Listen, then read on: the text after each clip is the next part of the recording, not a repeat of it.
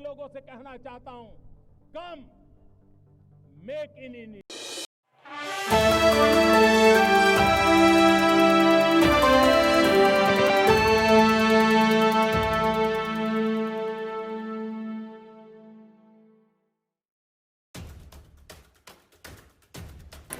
उत्तराखंड के मुख्यमंत्री पुष्कर सिंह धामी ने देहरादून में राज्य विधानसभा में मंगलवार को समान नागरिक संहिता उत्तराखंड 2024 विधेयक पेश किया। अब राज्यपाल से मंजूरी मिलने के बाद विधेयक कानून बन जाएगा। समान नागरिक संहिता विधेयक पास होने के बाद कानून बन जाएगा। इसके साथ ही देवभूमि उत्तराखंड देश में यूसीसी लागू करने वाला आजादी के बाद पहला राज्य होगा।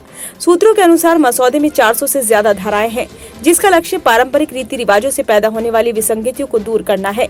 आपको बता दें कि उत्तराखंड सरकार ने मई 2022 में सुप्रीम कोर्ट के सेवानिवृत्त न्यायाधीश के नेतृत्व में विशेषज्ञों की एक समिति गठित की थी। सरकार ने एक अधिसूचना 27 मई 2022 को जारी की थी और शर्तें 10 जून 2022 को अनुसूचित की गई थी। समिति ने बैठकों, परामर्शों, क्षेत्र के दौरे और विशेषज्ञों और जनता के साथ बातचीत के बाद मसौदा तैयार किया। इस प्रक्रिया में 13 महीने से अधिक का समय लगा। जस्टिस रंजना प्रकाश देसाई की अध्यक्षता वाली समिति ने अपनी पहली बैठक 4 जुलाई 2022 को दिल्ली में की थी।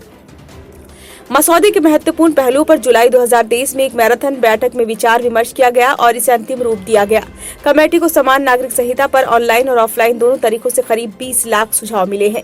इनमें से कमेटी ने लगभग 2.5 लाख लोगों से सीधे मिलकर इस मुद्दे पर उनकी राय जानी है।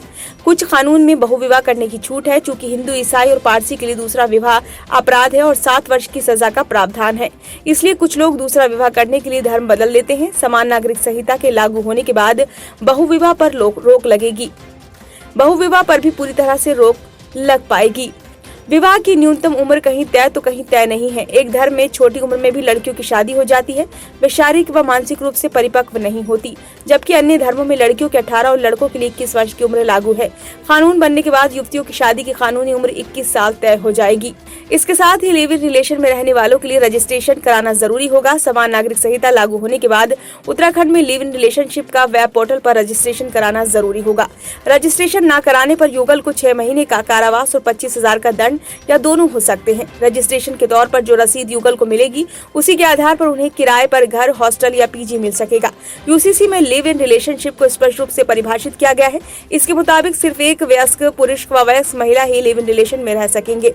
वे पहले से विवाहित या किसी अन्य के साथ लिव इन रिलेशनशिप या प्रोहिबिटेड डिग्रीज ऑफ रिलेशनशिप में नहीं होने चाहिए। पंजीकरण कराने वाली युगल की सूचना रजिस्ट्रार को, उनके माता पिता या अभिभावक को देनी होगी।